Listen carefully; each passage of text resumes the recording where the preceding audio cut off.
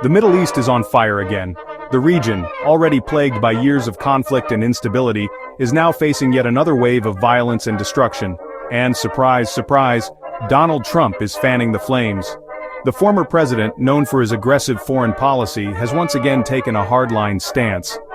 On March 15, 2025, Trump ordered a massive airstrike campaign against Houthi rebels in Yemen. This decision came after weeks of escalating tensions and a series of provocative actions by the Houthis. U.S. fighter jets, launched from the USS Harry S. Truman, rained down bombs on targets across the war-torn nation. The operation, dubbed Operation Desert Fury, was intended to send a clear message to the Houthi rebels and their supporters. The strikes targeted key Houthi strongholds, including the capital city of Sana'a. The city, already devastated by years of conflict, faced another round of destruction as bombs fell on strategic locations. This wasn't some surgical strike. The scale of the bombing was massive, with entire neighborhoods being reduced to rubble. We're talking widespread bombing, folks. The kind that leaves no stone unturned and no building standing. The cities of Sada, Al-Baida, Hajjah, Marib, Damar, and Taiz were also hit. These areas, known for their strategic importance, were targeted to cripple the Houthis' operational capabilities. The Pentagon claims these were precision strikes aimed at crippling the Houthis' military capabilities. Officials argue that the targets were carefully selected to minimize civilian casualties. But let's be real, when has a bomb ever been precise? The reality on the ground tells a different story, with many civilian areas being caught in the crossfire. The Trump administration claims this was not an impulsive act of aggression. They insist that the decision was made after careful consideration and in response to specific threats. They say it was a necessary response to recent Houthi attacks on shipping in the Red Sea. These attacks, they argue, posed a significant threat to international shipping lanes and needed to be addressed. But some experts are skeptical.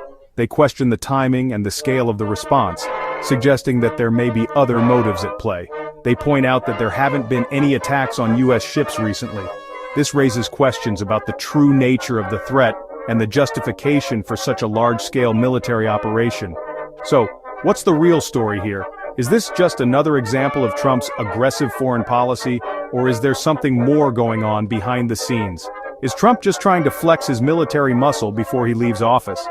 Some analysts believe that this could be an attempt to solidify his legacy as a strong leader who took decisive action against America's enemies. Or is there something more to this story? Only time will tell, but one thing is certain. The people of Yemen are once again caught in the middle of a conflict that shows no signs of ending. To understand this latest chapter in the Yemen conflict, we need to rewind the clock a bit. The roots of this conflict are deep and complex, stretching back many years. Yemen has been embroiled in a brutal civil war since 2014, when the Houthi rebels, a Shiite Muslim group from the north, seized control of the capital, Sana'a. This move triggered a military intervention by a coalition led by Saudi Arabia, which supports the internationally recognized Yemeni government. The conflict has since evolved into a proxy war between regional powers, with Iran backing the Houthis and the United States and other Western nations supporting the Saudi-led coalition. The war has devastated Yemen, causing one of the world's worst humanitarian crises, with millions of people facing starvation and disease. See, the Houthis have been causing chaos in the Red Sea for months now. This strategic waterway is crucial for global trade as it connects the Mediterranean Sea to the Indian Ocean via the Suez Canal. The Red Sea is one of the world's busiest maritime routes, with thousands of ships passing through it each year, carrying goods between Europe, Asia, and Africa. The Houthis' attacks have disrupted this vital artery, threatening the flow of oil, gas, and other essential commodities. Their actions have raised concerns about the security of international shipping and the stability of global markets. Since November 2023, they've launched over 100 attacks on ships. These attacks have ranged from missile strikes and drone assaults to the laying of sea mines and the use of explosive-laden boats. The Houthis have targeted a wide variety of vessels, including oil tankers, cargo ships, and even naval vessels. The scale and frequency of these attacks have alarmed maritime authorities and prompted calls for increased security measures in the region. The international community has condemned the Houthis' actions, but so far, efforts to curb their activities have had limited success. These aren't just small fishing boats we're talking about. The ships targeted by the Houthis are massive, often measuring hundreds of meters in length and carrying thousands of tons of cargo.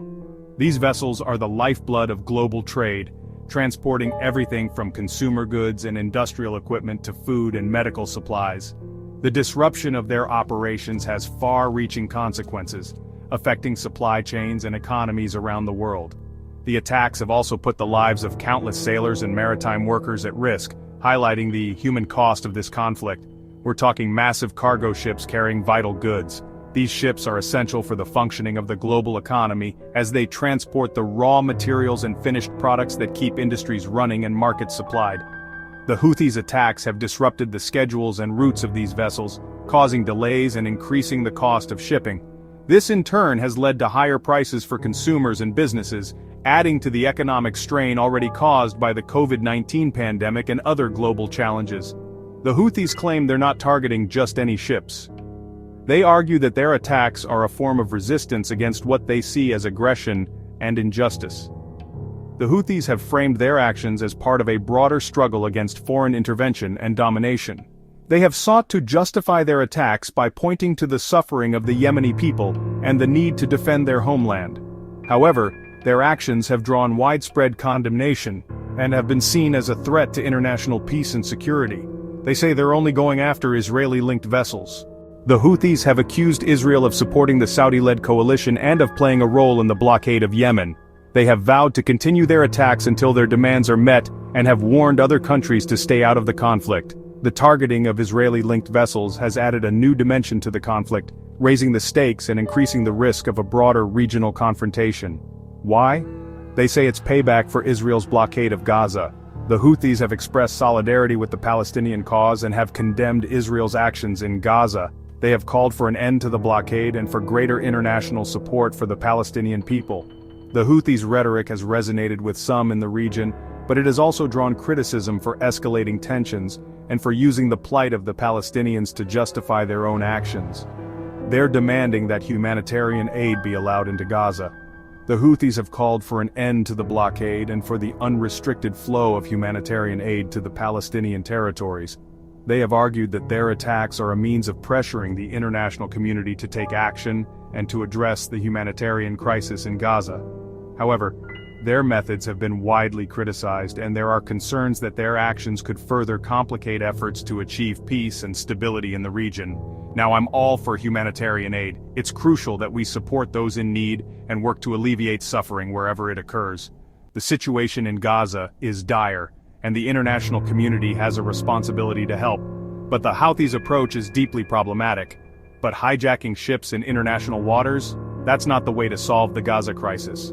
Such actions only serve to escalate tensions and to create new risks and challenges. The Houthis' attacks have endangered the lives of innocent sailors and have disrupted global trade, causing economic harm and instability. There are better ways to address the issues in Gaza, ways that involve diplomacy, dialogue, and cooperation rather than violence and coercion. These attacks have sent shockwaves through the global shipping industry. Insurance rates have skyrocketed. The increased risk of attacks has led insurers to raise premiums for ships operating in the Red Sea, adding to the cost of shipping and further straining global supply chains. The uncertainty and disruption caused by the Houthis' actions have also affected investor confidence and have contributed to volatility in financial markets, and some shipping companies are now avoiding the Red Sea altogether. The threat of attacks has forced many shipping companies to reroute their vessels, opting for longer and more expensive routes to avoid the conflict zone. This has added to the time and cost of transporting goods, further exacerbating the challenges facing global trade. The disruption of shipping routes has also had a ripple effect, impacting ports, logistics networks, and supply chains around the world. This is creating a major headache for global trade. The Houthis' attacks have highlighted the vulnerability of the global shipping industry and the interconnected nature of the world's economies. The disruption of maritime routes has had far-reaching consequences, affecting everything from the availability of goods to the stability of markets. The international community must find a way to address the root causes of the conflict and to ensure the security of global trade routes. Only through cooperation and dialogue can we hope to achieve lasting peace and stability in the region. The human cost of this latest U.S. intervention is already staggering. The airstrikes have left a trail of devastation that is hard to comprehend. Families have been torn apart, homes reduced to rubble, and entire communities are grappling with the aftermath. The scenes emerging from Yemen paint a grim picture of the reality on the ground. Initial reports indicate that at least 32 people were killed in the airstrikes. These numbers are not just statistics, they represent lives lost, dreams shattered, and futures stolen. Each number is a person with a story, a family, and a life that mattered. The impact of these deaths will be felt for generations. Over 100 more were injured, the hospitals are overflowing with the wounded, and medical staff are working around the clock to provide care. The scenes inside these hospitals are chaotic, with doctors and nurses doing their best to save lives amidst the overwhelming influx of patients. And, as is always the case in war, innocent civilians are bearing the brunt of the violence. The streets are filled with the cries of those who have lost everything. Families are searching for loved ones, hoping against hope that they will find them alive. The emotional toll is immeasurable. The Houthi-run health ministry in Yemen reported 9 civilian deaths alone. These are just the confirmed numbers, and the actual toll is likely much higher. The ministry is calling for international aid and support to help deal with the crisis, but those numbers are likely to rise as more information emerges from the devastated areas. Rescue operations are ongoing, and many people are still unaccounted for. The full extent of the damage is yet to be seen, and the situation remains fluid and dire. Hospitals are overwhelmed with casualties. The medical infrastructure, already strained by years of conflict, is on the brink of collapse. Supplies are running low and there is an urgent need for medical aid. The healthcare workers are heroes, but they are fighting an uphill battle, and many of the wounded are in critical condition. The chances of survival for many of these patients are slim without immediate and advanced medical intervention. The scenes in the operating rooms are heart-wrenching, with surgeons working tirelessly to save lives.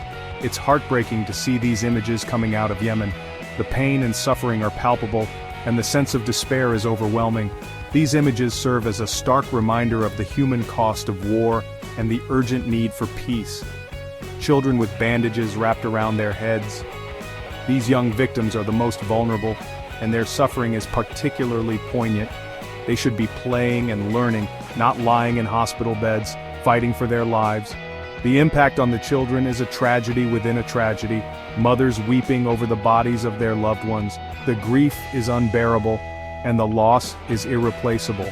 These families will never be the same, and their pain will linger long after the world has moved on.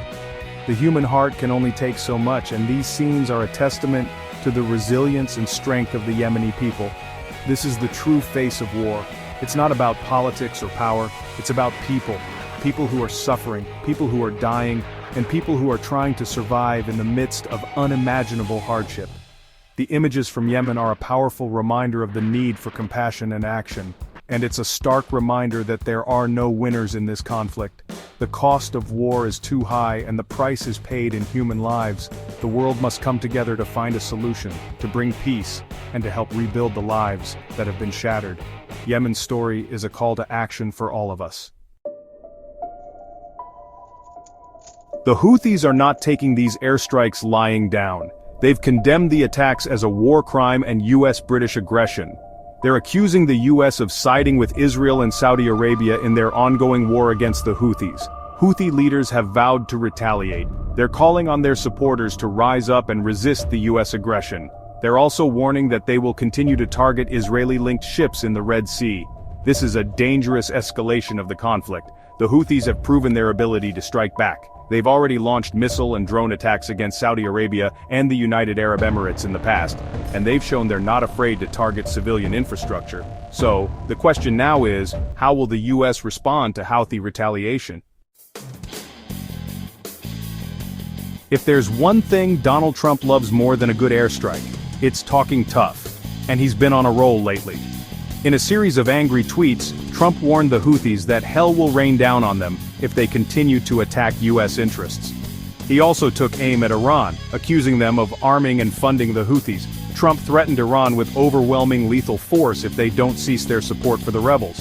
Now, I'm not a foreign policy expert, but I'm pretty sure threatening nuclear-armed countries on Twitter isn't the best way to de-escalate a conflict.